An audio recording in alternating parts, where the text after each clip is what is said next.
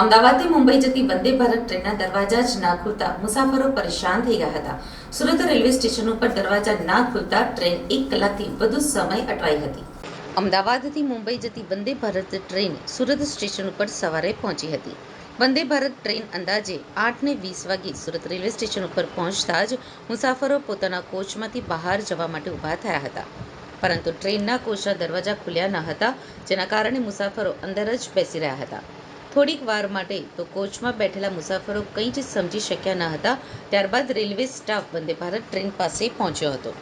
વંદે ભારત ટ્રેનના ટેકનિકલ કારણોસર દરવાજા ખુલ્યા ન હતા.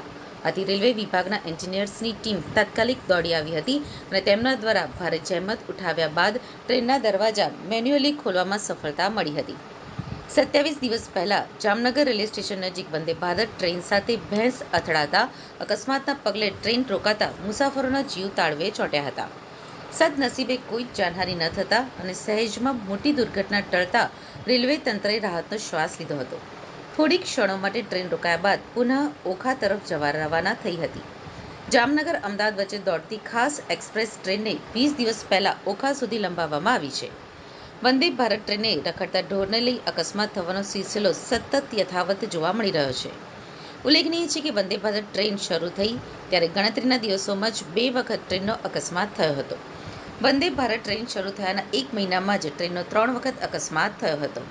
6 ઓક્ટોબર 2022 ગુરુવારે અમદાવાદના વટવા પાસે વંદે ભારત એક્સપ્રેસ ટ્રેનની અડફેટે 2 ભેંસ આવી હતી. ફૂલ સ્પીડમાં જતી વંદે ભારત ટ્રેનની આગળ 2 ભેંસ આવી જતા ટ્રેનના ચાલકે એને રોકવાનો પ્રયાસ કર્યો હતો. જોકે તેમ છતાં બંને ભેંસ ટ્રેનની અડફેટે આવી જતા અકસ્માત થયો હતો, જેમાં ટ્રેનના આગળના હિસ્સાને નુકસાન થયું હતું. અમદાવાદમાં વંદે ભારત ટ્રેન સાથે ભેંસ અથડાયાના બીજા જ દિવસે 7 ઓક્ટોબર 2022 શુક્રવારે આણંદના કણજરી પાસે ગાય અથડાતા અકસ્માત થયો હતો, જેથી ટ્રેનમાં બેસેલા મુસાફરોના જીવ અદ્ધર થઈ ગયા હતા. સતત 2 દિવસ પશુ વચ્ચે આવી જતા વંદે ભારત ટ્રેન અકસ્માતનો ભોગ બની હતી.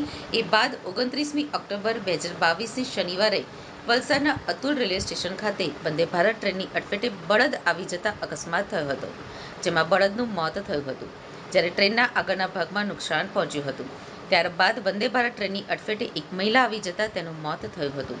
આ ઉપરાંત 8 ઓક્ટોબર 2022ના રોજ દિલ્હીથી વારાણસી જતી વંદે ભારત એક્સપ્રેસમાં ટેકનિકલ ખામી સર્જાતા ટ્રેન બંધ પડી હતી.